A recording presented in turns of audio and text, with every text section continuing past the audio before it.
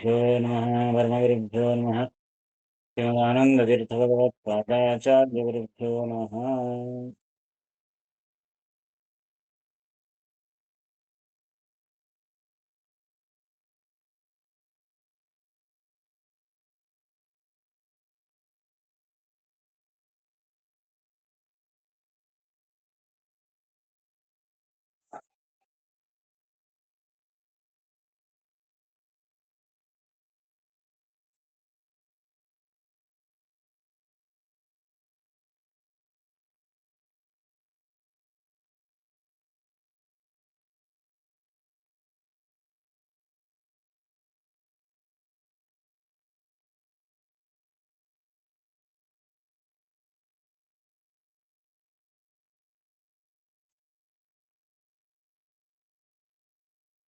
ಇಪ್ಪತ್ತಾರನೇದು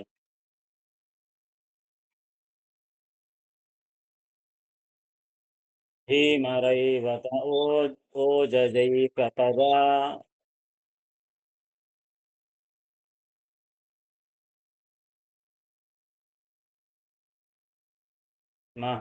ಮಹಾಬಹುರೂಪಕನುಭವ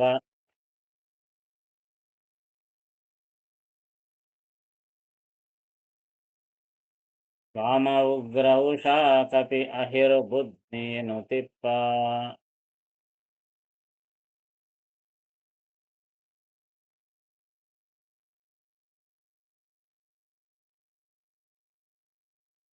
ಈ ಮಹಾತ್ಮರ ಮಧ್ಯದೊಳಗೆ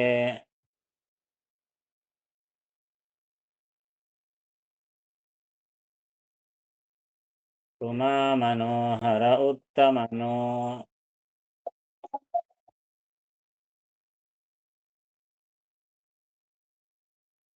ದಶನಾಮಕರು ಸಮರೆನಿಸಿಕೊಂಬರು ತಮ್ಮಳೆಂದೆಂದು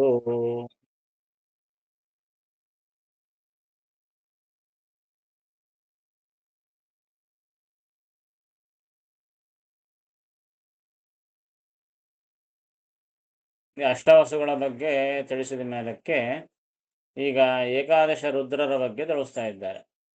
ಯಾಕೆ ವಸು ರುದ್ರ ಆದಿತ್ಯ ಇವರೆಲ್ಲರೂ ಈ ಶೇಷಶತಸ್ಥರಲ್ಲಿ ಬರ್ತಾರೆ. ಅದಕ್ಕಾಗಿ ಅವರ ಬಗ್ಗೆ ಹೇಳ್ತಾ ಇದ್ದಾರೆ. ಆ ವಸುಗಳ ಬಗ್ಗೆ ತಿಳಿಸಿದರು. ಈಗ ಏಕಾದಶ ರುದ್ರರು ಯಾರವರು ಅಂತ ಅವ್ರ ಹೆಸರು ಹೇಳ್ತಾ ಇದ್ದಾರೆ. ಏಕಾದಶ ರುದ್ರರ ಹೆಸರು ಭೀಮ, ರೈವತ, ಓಜ, ಅಜೈಕಪಾತ್, ಮಹಾ, ಮತ್ತೆ ಬಹುರೂಪ, ಭವ, ವಾಮ, ಉಗ್ರ, ವೃಷಾಕಪಿ ಮತ್ತು ಅಹಿರಬುದ್ಧಿನಿ. ಹೀಗೆ 11 ಜನರು ಇವರನ್ನು ರುದ್ರಗಣ ಅಂತ ಕರೀತಾರೆ. ಏಕಾದಶ ರುದ್ರಗಣ ಅಂತ ಕರೀತಾರೆ. ಈ ಮಹಾತ್ಮರ ಮಧ್ಯದೊಳಗೆ ಈ 11 ಜನರೊಳಗೆ ಉಮಾ ಮನೋಹರ ಉತ್ತಮನು. ಉಮಾ ಮನೋಹರ ಅಂದರೆ ಉಮಾದೇವಿಯ ಪತಿ ಅಂದರೆ ರುದ್ರದೇವರು. ಯಾರು ಅಲ್ಲಿ ವಾಮ ಅಥವಾ ಭವ ಅಂತಂಬೋ ಅವರು ಸಾಕ್ಷಾತ್ತಾಗಿ ಪಾರ್ವತೀಪತಿಯಾದಂತಹ ರುದ್ರದೇವರು. ಹೀಗಾಗಿ ಆ ರುದ್ರದೇವರು ಉತ್ತಮ. ಈ 11 ಜನರಲ್ಲಿ ಸಾಕ್ಷಾತ್ ರುದ್ರದೇವರು ಯಾರು ಅಂದರೆ ಪಾರ್ವತೀಪತಿಯಾದ ರುದ್ರದೇವರು ಎಲ್ಲರಕ್ಕಿಂತಲೂ ಉತ್ತಮರು ಅಂತ ಅರ್ಥ. ಉಮಾ ಮನೋಹರ ಉತ್ತಮನು. ದಶನಾಮಕರು ಸಮನೆನಿಸಿಕೊಂಬರು ತಮ್ಮಳೆಂದೆಂದು. ಈ ಉಳುಕಿ 10 ಜನ ಇನ್ನು ತಮ್ಮಲ್ಲಿ ಸದಾ ಯಾವಾಗಲೂ ಸಮಾನರು ಅಂತ ಆಗ್ತಾರೆ. ಅವರೆಲ್ಲರೂ ಈ 18ನೇ ಕಕ್ಷದಲ್ಲಿ ಬರತಕ್ಕಂಥವರು. ಈ ಪಾರ್ವತೀಪತಿಯಾದ ರುದ್ರದೇವರು ಮೇಲೆ 5ನೇ ಕಕ್ಷದಲ್ಲಿ ಬಂದಿದ್ದಾರೆ. ಹೀಗಾಗಿ ಏಕಾದಶ ರುದ್ರರಲ್ಲಿ ಈ ಪ್ರಧಾನರಾದ ರುದ್ರದೇವರು ಪಾರ್ವತೀಪತಿಯಾದ ರುದ್ರದೇವರನ್ನು ಬಿಟ್ಟು ಉಳುಕಿ 10 ಜನ ಕೂಡ ತಮ್ಮಲ್ಲಿ ಸಮಾನರಾದವರು ಅಂತ ಅರ್ಥ. ಇದೆನಾ?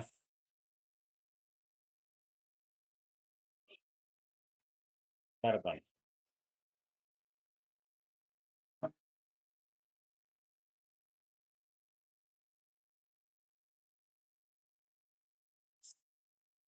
ಭೀಮ, ರೈವತ,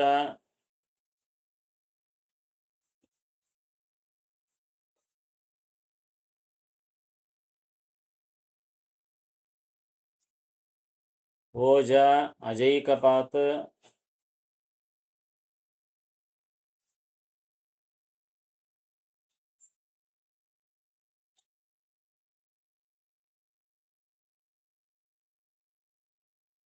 ಮಹಾನ್ ಬಹುರೂಪ ಮಹಾನ್ ಬಹುರೂಪ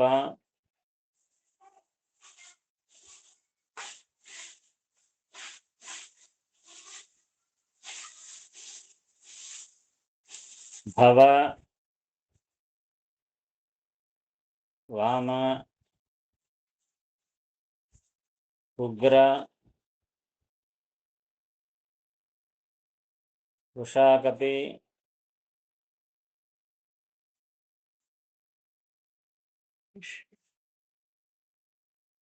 ಮತ್ತು ಅಹಿರ್ಬುದ್ಧಿನಿ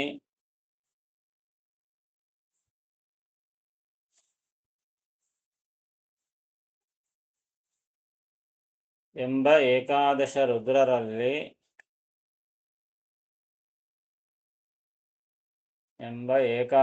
ರುದ್ರರಲ್ಲಿ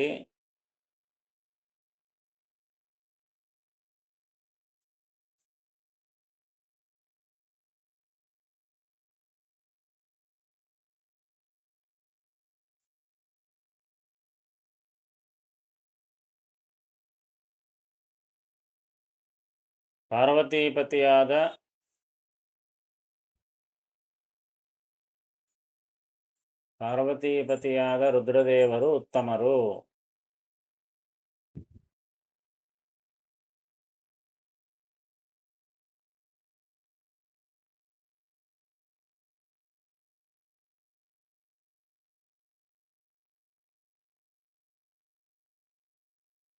ಉಳಿದ 10 ಜನರು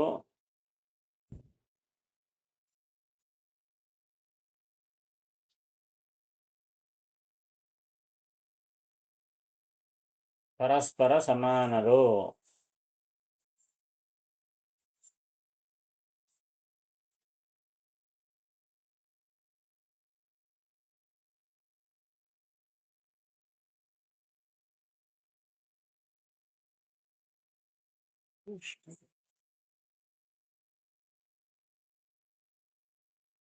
ಭೀಮರೈವತ ಓಜಜೈಕಪದ ಮಹಾಬಹುರೂಪಕ ಭವ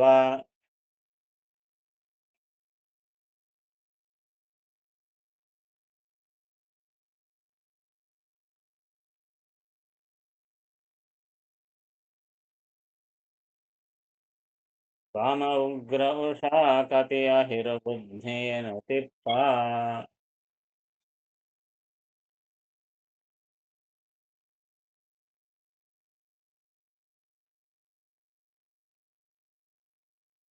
ಈ ಮಹಾತ್ಮರ ಮಧ್ಯದೊಳಗೆ ಉಮಾ ಮನೋಹರ ಉತ್ತಮನು.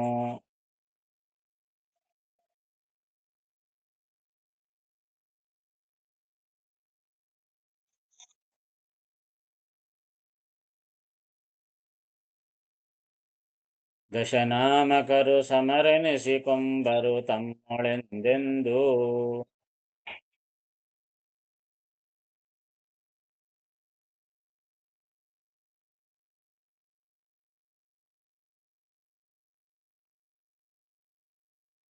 ಭೂಯಜೈಕಪದಾಹ್ವಹಿರ್ಬುಧ್ನೀರಯಿದು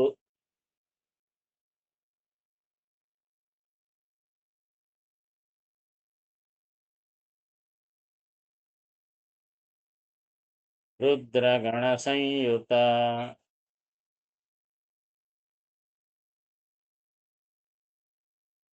ಭೂರಿಶ್ರವನೆಂದೆನಿಪಶಲ ವಿರೂಪಾಕ್ಷನಾಮಕನು.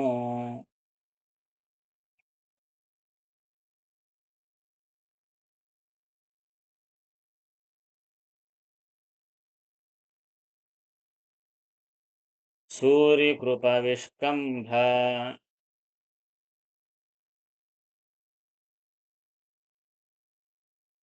ಸಹ ದೇವಾರಣಾಗ್ರಣಿ ಸೋಮದತ್ತನು.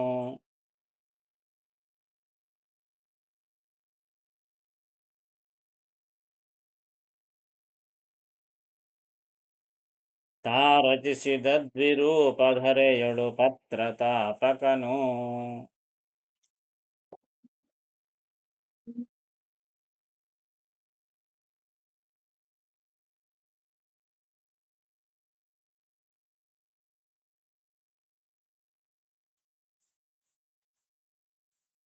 ಇದರಲ್ಲಿ ಈ ಏಕಾದಶ ರುದ್ರರಲ್ಲಿ ಕೆಲವರು ಅವತಾರ ಮಾಡಿದ್ದಾರೆ, ಅವರ ಬಗ್ಗೆ ತಿಳಿಸ್ತಾ ಇದ್ದಾರೆ. ಭೂರಿ ಅಜೈಕಪಾತ್ ಅಜೈಕಪಾದಾಹ್ವ. ಭೂರಿ ಅಜೈಕಪಾದಾಹ್ವ. ಅಜೈಕಪಾತ್ ಅಂತ ಏನು ರುದ್ರ ಏಕಾದಶ ರುದ್ರರಲ್ಲಿ ಒಬ್ಬ ರುದ್ರ ಇದ್ದಾನಲ್ಲ, ಅಜೈಕಪಾತ್. ಈತ ಯಾರು ಅಂತಂದ್ರೆ ಭೂರಿ. ಭೂರಿ ಯಾರು ಅಂತಂದ್ರೆ ಈ ಬಾಹ್ಲಿಕನ ಮಗ ಸೋಮದತ್ತ. ಆ ಸೋಮದತ್ತನಿಗೆ ಇವರು 3 ಜನ. ಈ ಬಾಹ್ಲಿಕ ಯಾರು ಅಂತಂದ್ರೆ ಶಂತನು ಅಣ್ಣ, ಭೀಷ್ಮಾಚಾರ್ಯ ದೊಡ್ಡಪ್ಪ. ಭೀಷ್ಮಾಚಾರ್ಯರ ತಂದೆ ಶಂತನು ಮಹಾರಾಜ. ಆ ಶಂತನುವಿನ ಅಣ್ಣ ಬಾಹ್ಲಿಕ. ಆ ಬಾಹ್ಲಿಕನಿಗೆ 3 ಜನ ಮಕ್ಕಳು. ಅಲ್ಲ, ಸೋಮದತ್ತನಿಗೆ, ಬಾಹ್ಲಿಕನಿಗೆ ಮಗ ಸೋಮದತ್ತನಿಗೆ 3 ಜನ ಮಕ್ಕಳು. ಭೂರಿಶ್ರವಸು ಭೂರಿತಾಪ ಅಂತ 3 ಜನ ಮಕ್ಕಳು. ಅದರಲ್ಲಿ ಭೂರಿ ಅಂತ ಏನಿದ್ದಾನೆ, ಆ ಭೂರಿ ಯಾರು ಅಂತಂದ್ರೆ ಈ ಅಜೈಕಪಾತ್. ಅಜೈಕಪಾತ್ ಎಂಬಂತಹ ಆ ರುದ್ರ ಇಲ್ಲಿ ಭೂರಿ ಅಂತ ಹೆಸರಿನಿಂದ ಅವತಾರ ಮಾಡಿದ್ದಾನೆ. ಭೂರಿ ಅಜೈಕಪಾದಾಹ್ವ.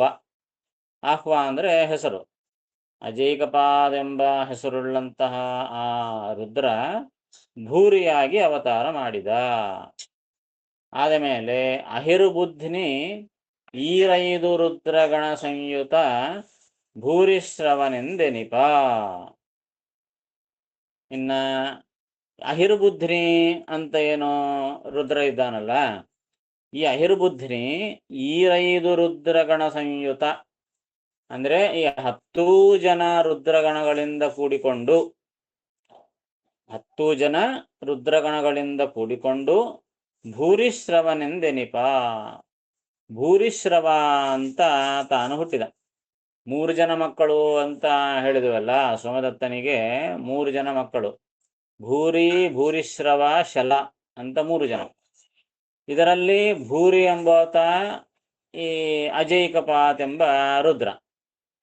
ಇನ್ನ ಭೂರಿಶ್ರವ ಅಂತ ಏನಿದ್ದಾನಲ್ಲ, ಈತನಲ್ಲಿ 10 ಜನ ಆ ರುದ್ರಗಣರ ಒಂದು ಆವೇಶ ಆಗಿತ್ತು ವಿಶೇಷವಾಗಿ. ಅದಕ್ಕೆ ಭೂರಿಶ್ರವ ಮಹಾಪರಾಕ್ರಮಿ ಅಂತ ಮಹಾಭಾರತದಲ್ಲಿ ಬರ್ತದೆ.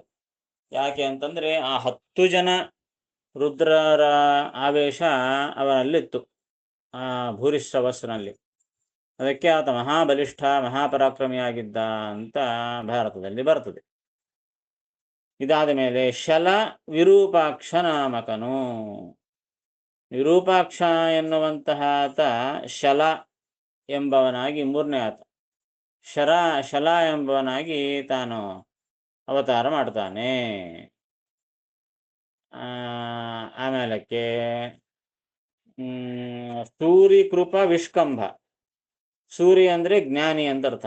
ಉತ್ತಮ ಜ್ಞಾನಿಯಾದಂತಹ ಕೃಪಾಚಾರ್ಯರು.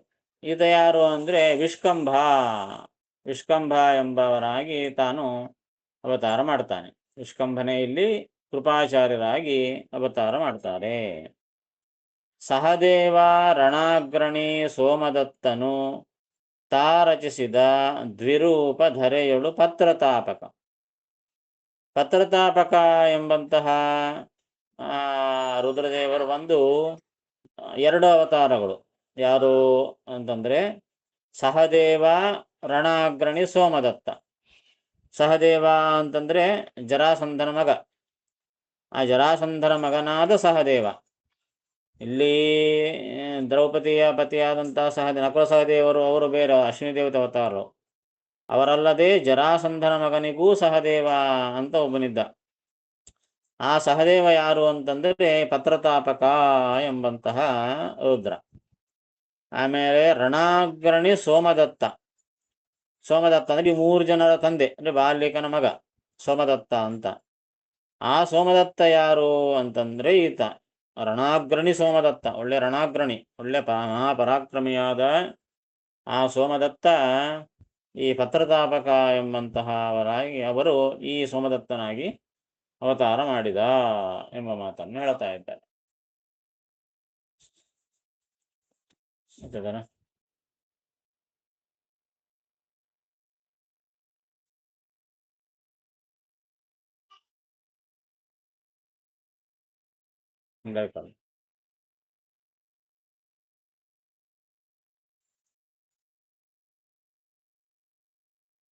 ಅಜೈಕಪಾತ್ ಎಂಬ ರುದ್ರ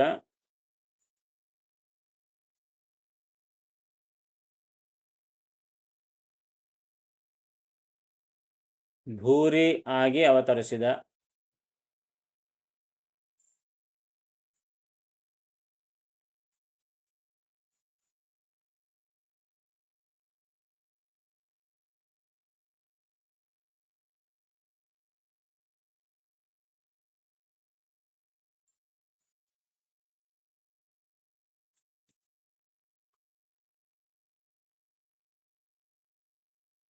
ಅಹಿರ್ಬುದ್ಧಿನಿ ಎಂಬ ರುದ್ರ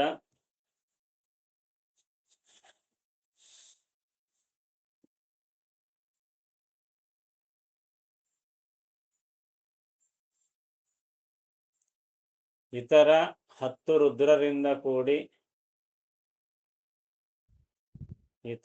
10 ರುದ್ರರಿಂದ ಕೂಡಿ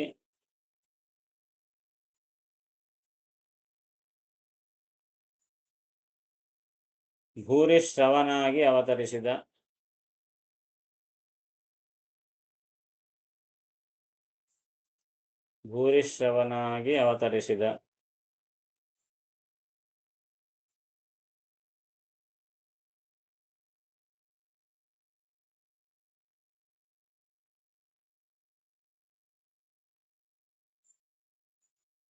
ವಿರೂಪಾಕ್ಷ ಎಂಬುವನು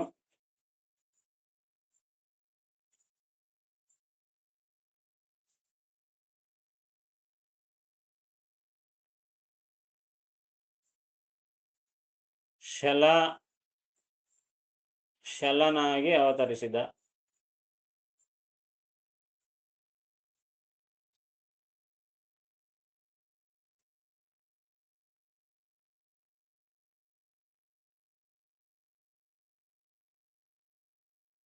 ವಿಷ್ಕಂಭ ನಾಮಕ ರುದ್ರ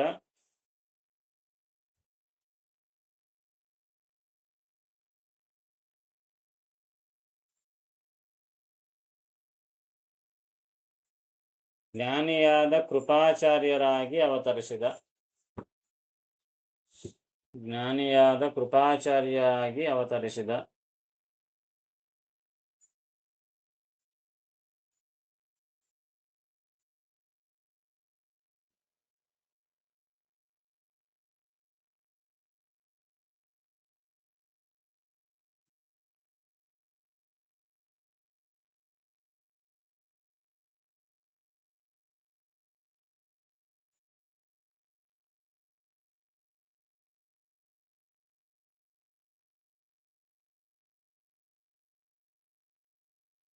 ಪತ್ರತಾಪ ಎಂಬ ರುದ್ರ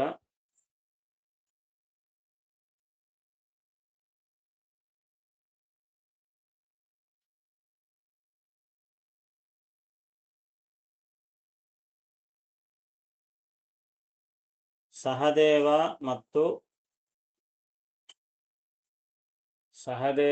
ಮತ್ತು ಸೋಮದತ್ತ ಎಂಬ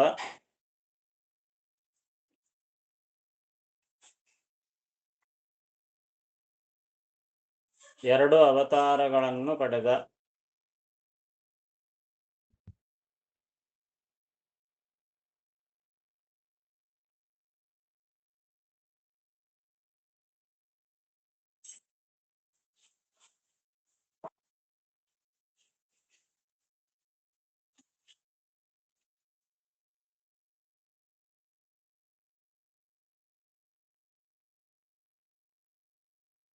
ಬ್ರಾಕೆಟ್ನಾಗ ಬರ್ಕೊಳ್ರಿ. ಭೀಷ್ಮಾಚಾರ್ಯರ ದೊಡ್ಡಪ್ಪ ಬಾಹ್ಲಿಕ.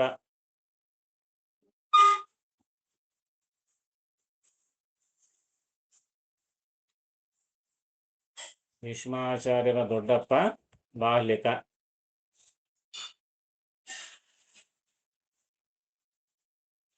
ಬಾಹ್ಲಿಕನ ಮಗ ಸೋಮದತ್ತ.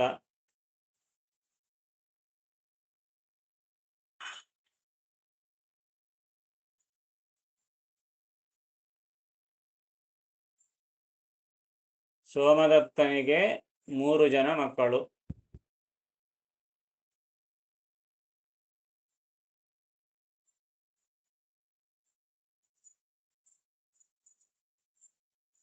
ಭೂರಿ,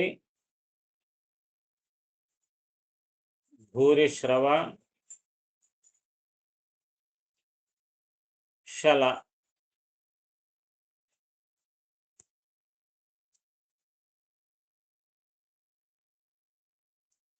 ಇಷ್ಟು ಬರ್ಕೊಂಡ್ರೆ ನಮಗ ಅರ್ಥ ಆಗ್ತದೆ.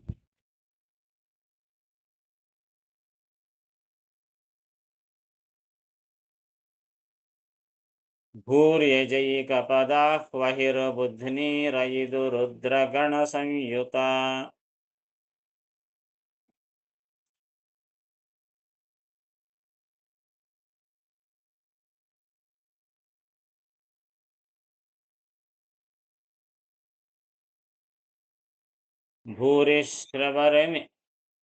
ಭೂರಿಶ್ರವರಿಂದಿನಿ ಶಲ ವಿರೂಪಾಕ್ಷನಾಮಕನೋ.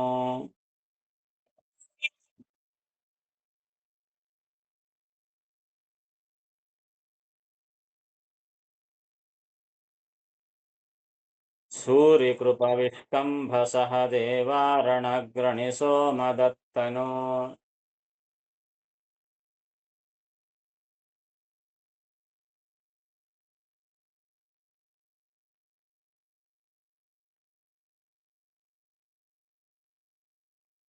ತಾರಚಿಸಿದ ದ್ವಿರೂಪಧರೆಯೊಳು ಪತ್ರತಾಪಕನೋ.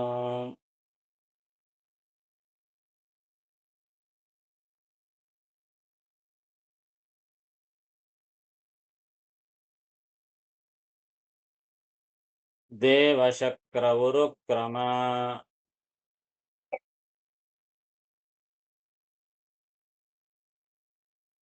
ಮಿತ್ರಾವರುಣ ಪರ್ಜನ್ಯ ಭಗ.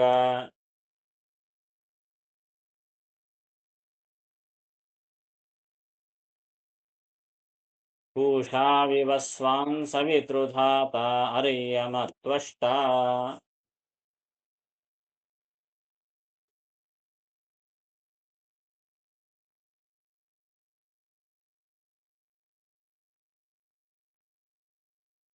ದೇವಕೀ ಸುತನಲ್ಲಿ ಸವಿತೃ.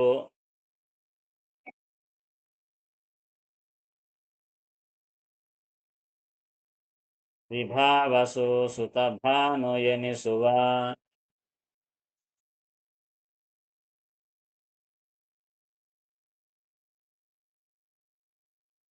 ಜಾವನ ಪವೀರಸೇನನು ತ್ವಷ್ಟೃನಾಮಕನು.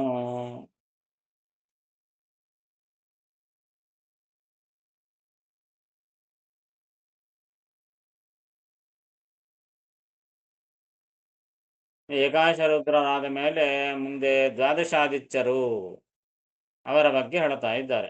ದ್ವಾದಶಾದಿತ್ಯರು ಅಂದ್ರೆ ಯಾರು? ಅವರ ಹೆಸರು ಹೇಳ್ತಾ ಇದ್ದಾರೆ. 12 ಜನ ದ್ವಾದಶಾದಿತ್ಯರು.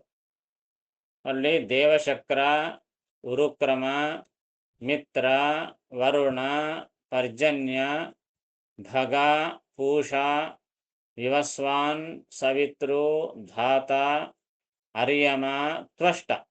ಈ 12 ಜನ ಇವರನ್ನ ದ್ವಾದಶಾದಿತ್ಯರು ಅಂತ ಕರೀತಾರೆ. ಇವರಲ್ಲಿ ಯಾರ್ಯಾರು ಏನು ಅವತಾರ ಮಾಡಿದ್ದಾರೆ ಎಂಬುದನ್ನ ತಿಳಿಸ್ತಾ ಇದ್ದಾರೆ. ದೇವಕೀ ಸುತನಲ್ಲಿ ಸವಿತೃ, ವಿಭಾವಸು ಸುತ ಭಾನು ಎನಿಸುವ. ದೇವಕಿ ಸುತ ಅಂದ್ರೆ ಕೃಷ್ಣ ಅಂತ ಅರ್ಥ. ಆ ಕೃಷ್ಣನಲ್ಲಿ ಸವಿತೃ ಎಂಬಂತಹ ಈ ದ್ವಾದಶಾದಿತ್ಯರಲ್ಲಿ ಒಬ್ರು ಬಂದಲ್ಲ ಸವಿತೃ ಅಂತ. ಆ ಸವಿತೃ ಎಂಬಂತಹ ಸೂರ್ಯ ವಿಭಾವ ಸೂರ್ಯ. ಸವಿತೃ ವಿಭಾವಸು ಅಂದ್ರೆ ಸವಿತೃ ಎಂಬ ಸೂರ್ಯ ಸುತ ಭಾನು ಎನಿಸುವ ಆ ಕೃಷ್ಣನ ಮಗ ಸುತ ಭಾನು ಎಂಬ ಹೆಸರಿನಿಂದ ಅವತಾರ ಮಾಡಿದ. ಸತ್ಯಭಾಮೆಯಲ್ಲಿ ಭಾನು ಎಂಬ ಮಗ ಹುಡ್ತಾನೆ. ಕೃಷ್ಣ ಪರಮಾತ್ಮಗೆ 16,108 ಹೆಂಡಂದರಲ್ಲಿ ಒಬ್ಬೊಬ್ಬರಲ್ಲಿ 10 ಜನ ಗಂಡು ಮಕ್ಕಳು, ಒಬ್ಬ ಹೆಣ್ಣು ಮಗಳು ಹಿಂಗ ಹುಡ್ತಾರೆ ಕೃಷ್ಣನಿಗೆ. ಈಗ ಈ ರುಕ್ಮಿಣಿಯಲ್ಲಿ 10 ಜನ, ಸತ್ಯಭಾಮೆಯಲ್ಲಿ 10 ಜನ, ಹಂಗ ಪ್ರತಿಯೊಬ್ಬರಲ್ಲಿ 10 ಜನ ಮಕ್ಕಳು. ಆ ಸತ್ಯಭಾಮೆಯಲ್ಲಿ ಭಾನು ಎಂಬ ಹೆಸರಿನಿಂದ ಒಬ್ಬಾತ ಹುಡ್ತಾನೆ. ಆ ಭಾನು ಯಾರು ಅಂತಂದ್ರೆ ಈ ದ್ವಾದಶಾದಿತ್ಯರಲ್ಲಿ ಒಬ್ಬನಾದ ಸವಿತೃ ಎಂಬಂತಹ ಸೂರ್ಯ, ಆತ ಭಾನು ಎನಿಸಿದ. ಇನ್ನ ತ್ವಷ್ಟ ಅಂತ ಹೇಳ, ತ್ವಷ್ಟ ಎಂಬ ಸೂರ್ಯ ಈತ ಯಾರು ಅಂದ್ರೆ ಜಾವನಪ ವೀರಸೇನನು. ಈ ತ್ವಷ್ಟ ನಾಮಕ ಸೂರ್ಯ ವೀರಸೇನ ಎಂಬ ಹೆಸರಿನಿಂದ ತಾನು ಹುಟ್ಟಿದ. ವೀರಸೇನ ಅಂದ್ರೆ ಚಿತ್ರಾಂಗದನ ತಂದೆ. ಚಿತ್ರಾಂಗದ ಯಾರು ಅಂದ್ರೆ ಅರ್ಜುನನ ಹೆಂಡತಿ. ಅರ್ಜುನ ಈ ದ್ರೌಪದಿ ಅಲ್ಲದೆ ಸುಭದ್ರನ ಮದುವೆ ಮಾಡಿಕೊಂಡ, ಆಮೇಲೆ ಉಲೂಪಿ ಎಂಬಾಕಿಯನ್ನು ವಿವಾಹ ಮಾಡಿಕೊಂಡ, ಚಿತ್ರಾಂಗದ ಎಂಬಾಕಿಯನ್ನು ವಿವಾಹ ಮಾಡಿಕೊಂಡ. ಎಲ್ಲ ಶಚೀದೇವಿ ತನ್ನ ಹೆಣ್ಣಂದ್ರೆ ಆಯಾ ರೂಪದಲ್ಲಿ ಅವತಾರ ಮಾಡಿರ್ತಾರೆ. ಆ ಚಿತ್ರಾಂಗದ ಎಂಬನ್ನಿನ ಅವತಾರ ತಾನು ಮದುವೆ ಮಾಡಿಕೊಂಡಲ್ಲ, ಆ ಚಿತ್ರಾಂಗದನ ತಂದೆ ಈ ವೀರಸೇನ ಅಂತ. ಆ ವೀರಸೇನ ಯಾರು ಅಂದ್ರೆ ಈ ತ್ವಷ್ಟ ಎಂಬ ಹೆಸರುಳ್ಳ ದ್ವಾದಶಾದಿತ್ಯರಲ್ಲಿ ಒಬ್ಬ ಸೂರ್ಯ. ಇವರಲ್ಲಿ ಜಾವನಪ ಅಂತಂದ್ರೆ ಜವನನೇ ಜವನ ಅಂತಂದ್ರೆ ಯಮ. ಜವನ ಬಾಧೆ ಬಿಡಿಸಿ ಅನ್ನ ಅಂತ ಹಾಡು ಬರ್ತಲ್ಲಿ. ಜವನ ಬಾಧೆ, ಜವನ ಅಂತಂದ್ರೆ ಯಮ. ಆ ಜವನ ಅಂದ್ರು ಜಾವನ ಅಂದ್ರು ಒಂದೇ. ಜಾವನಪ ಅಂದ್ರೆ ಆ ಯಮದೇವರು ಅಂತ ಅರ್ಥ ಒಟ್ಟಿಗೆ. ಜಾವನಪ ಅಂದ್ರೆ ಪಾಲಿಸುವನು, ಎಲ್ಲಾ ಜಗತ್ತನ್ನು ಪಾಲಿಸುವಂತಹ ಯಮದೇವರೇ. ಇಲ್ಲಿ ಆ ವೀರಸೇನಲ್ಲಿ ವಿಶೇಷವಾದ ಆವೇಶ ಇತ್ತು. ತ್ವಷ್ಟ ಎಂಬ ದ್ವಾದಶಾದಿತ್ಯರಲ್ಲಿ ಒಬ್ಬ ಆದಿತ್ಯ ವೀರಸೇನನಾಗಿ ಹುಟ್ಟಿದರೆ ಅವನಲ್ಲಿ ಯಮದೇವರ ವಿಶೇಷವಾದ ಆವೇಶ ಇತ್ತು. ಹಾಗಾಗಿ ಜಾವನಪ ವೀರಸೇನನು ತ್ವಷ್ಟ ನಾಮಕನು ಅಂತ ಅವರ ಅವತಾರಗಳ ಬಗ್ಗೆ ತಿಳಿಸ್ತಾ ಇದ್ದಾರೆ. ಮುಂದೆ ಇನ್ನು ಉಳುಕಿ ಬೇರೆಯವರ ಅವತಾರವನ್ನು ತಿಳಿಸ್ತಾರೆ. ಗೊತ್ತಾಯ್ತಲ್ಲ ನೋಡಿ.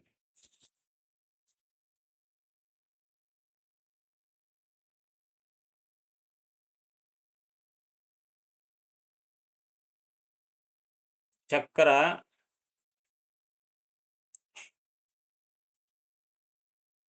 ಉರುಕ್ರಮ,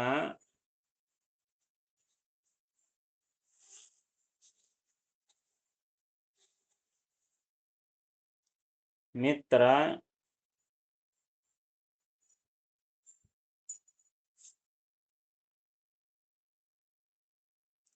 ವರುಣ, ಪರ್ಜನ್ಯ,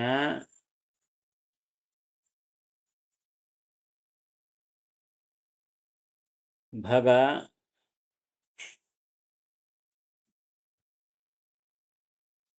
ಕೂಶ,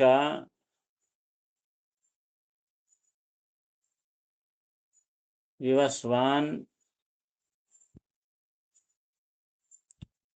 ಸವಿತೃ,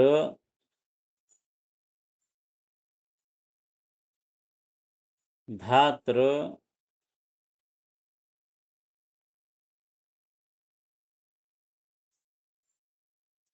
ಅರಿಯಮ,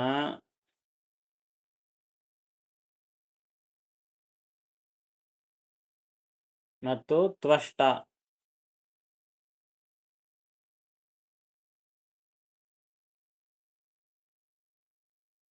ಎಂಬ ದ್ವಾದಶಾದಿತ್ಯರಲ್ಲಿ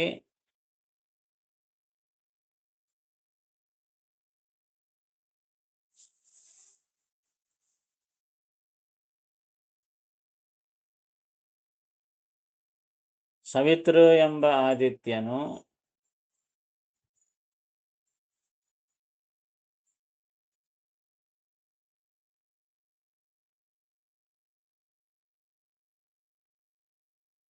ಕೃಷ್ಣನ ಮಗನಾಗಿ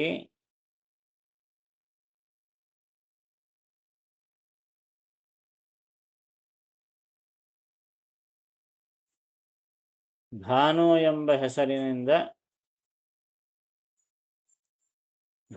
ಎಂಬ ಹೆಸರಿನಿಂದ ಅವತರಿಸಿದ.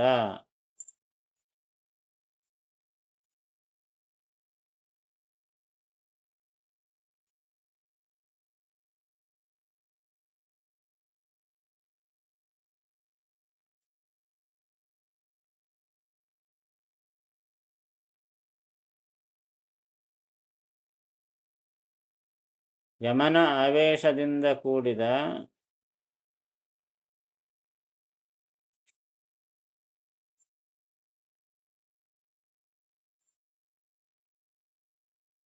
ತ್ವಷ್ಟ ಎಂಬ ಆದಿತ್ಯನು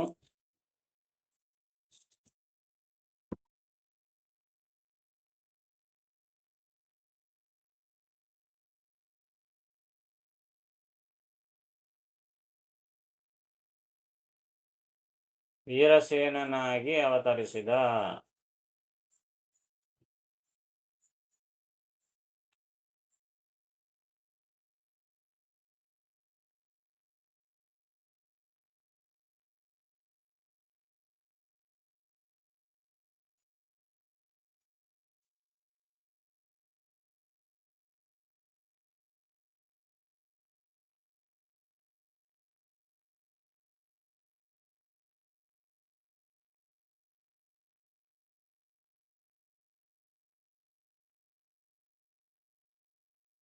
ಬ್ರಾಕೆಟ್ನ ಬರ್ಕೊಳ್ರಿ.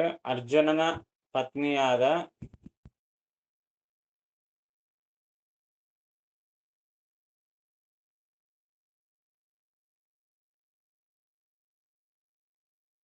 ಚಿತ್ರಾಂಗದನ ತಂದೆ ವೀರಸೇನ. ಚಿತ್ರಾಂಗದೆಯ ತಂದೆ ವೀರಸೇನ.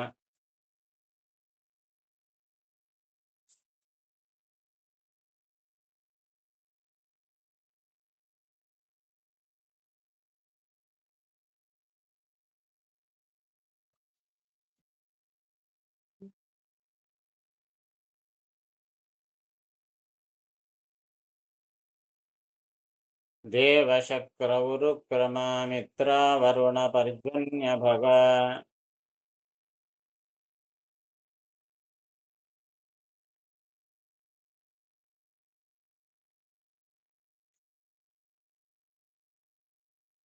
पूषा विवस्वान् सवितृधाता अर्यमत्वष्टा.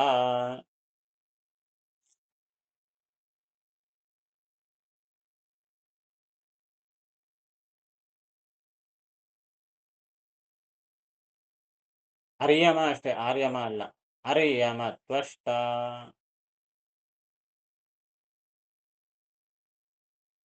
ದೇವಕಿ ಸುತನಲ್ಲಿ ಸವಿತೃ ವಿಭಾವಸು ಸುತ ಭಾನು ಎನಿಸುವ.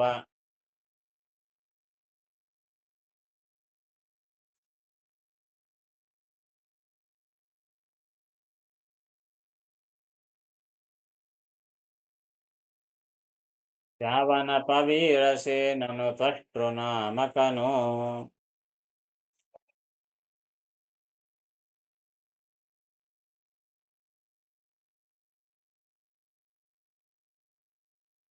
ಇದರಲ್ಲೇ ಇನ್ನೊಂದು ಬರ್ಕೊಂಡಿರ್ಬೇಕು. ಜಾವನಪ ಅಂದ್ರೆ ಯಮ ಅಂತ ಬರ್ಕೊಂಡಿರ್ಬೇಕಾದ್ರೆ.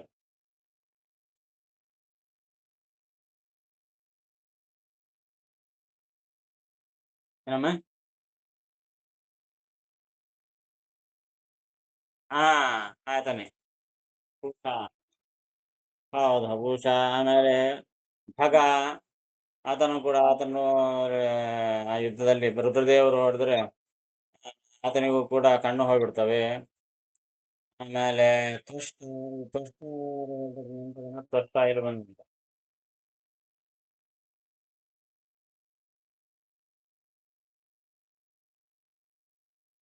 ತ್ವಷ್ಟ ನೆನಪದ ಎಲ್ಲಿ ಬಂದದು?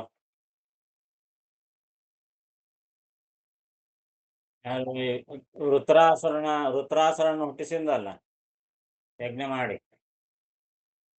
ವಿಶ್ವರೂಪಾಚಾರ್ಯರ ತಂದೆ.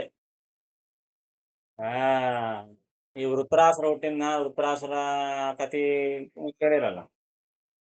ಆ ವೃತ್ರಾಸುರನ್ನು ಯಾಕೆ ಹುಟ್ಟಿಸಿದ ಅಂದ್ರೆ ಅವರನ್ನ ಯಾರು ಈ ವಿಶ್ವರೂಪಾಚಾರ್ಯರನ್ನು ದೇವೇಂದ್ರ ಕೊಂದುಬಿಟ್ಟ. ಬೆಳಿಗ್ಗೆ ಏನಾಯ್ತು, ಆ ಬೃಹಸ್ಪತ್ಯಾಚಾರ್ಯರಿಗೆ ಅವಮಾನ ಮಾಡಿದ್ದಕ್ಕಾಗಿ ಬೃಹಸ್ಪತ್ಯಾಚಾರ್ಯರು ಅದೃಷ್ಟ ಬಿಡ್ತಾರೆ.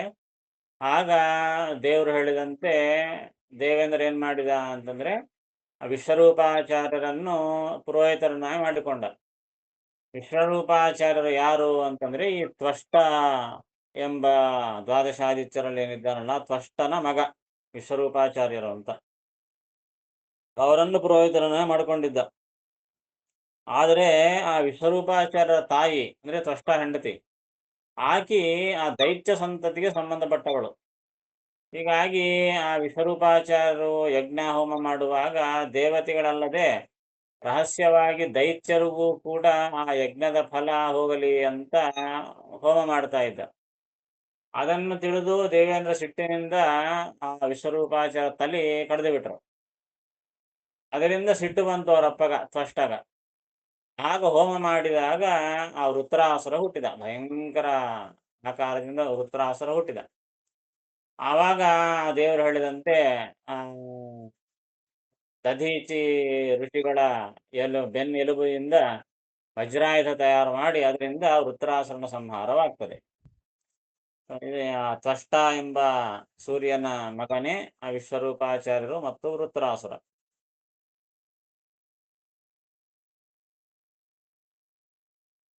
ಹಾಗೆ ವರುಣ, ಗುರುಕ್ರಮ ಎಲ್ಲರೂ ವರುಣ ಕೂಡ ದ್ವಾದಶಾಹಿತ್ಯರಲ್ಲಿ ಒಬ್ಬಾತನೇ. ಏನು ಗುರುಕ್ರಮ ಅಂತ ಹೇಳಿದ್ದಾರೆ, ಅದೇ ಸಾಕ್ಷಾತ್ ಭಗವಂತನೇ ಗುರುಕ್ರಮ ಎಂಬ ಹೆಸರಿನಿಂದ ದ್ವಾದಶಾದಿತ್ಯರಲ್ಲಿ ಒಬ್ಬಾತ ಆಗ್ತಾನೆ. ದೇವಶಕ್ರ ಅಂದ್ರೆ ಇಂದ್ರದೇವರು ಕೂಡ ದ್ವಾದಶಾಹಿತ್ಯರಲ್ಲಿ ಒಬ್ಬರು. ಹೀಗಾಗಿ ಇವರೆಲ್ಲ ದ್ವಾದಶಾಹಿತ್ಯರು ಗುಂಪು.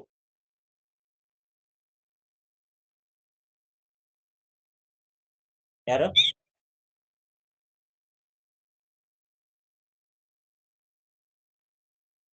ಹೌದು, ಅವರೆಲ್ಲ ಬೇರೆ ಕಾಕ್ಸ್. ಹೌದು.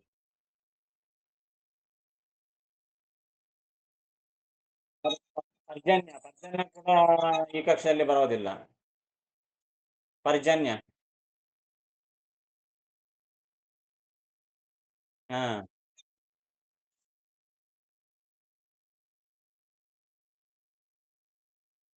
ಹಾ ವಿವಸ್ವಾನ್ ಅಂದ್ರೆ ಸೂರ್ಯ. ಆ ಸೂರ್ಯ ಮೇಲೆ 12ನೇ ಕಕ್ಷೆಯಲ್ಲಿ ಬಂದ್ಬಿಟ್ನಲ್ಲ, ಪ್ರಧಾನ ಸೂರ್ಯ ನೋಡ್ತಕ್ಕಂಥ ಸೂರ್ಯನಿಗೆ ವಿವಸ್ವಾನ್ ಅಂತ ಹೆಸರು.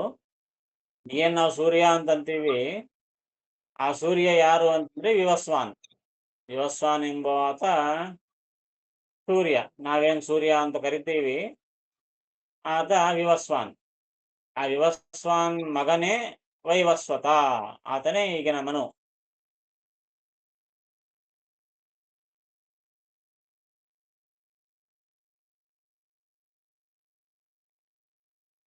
ಮತ್ತೆ ಮತ್ತೆ ನಾಡ್ದು ಕೂತ್ಬಿಡೋಣ, ಶನಿ ಆದಿವಾರ.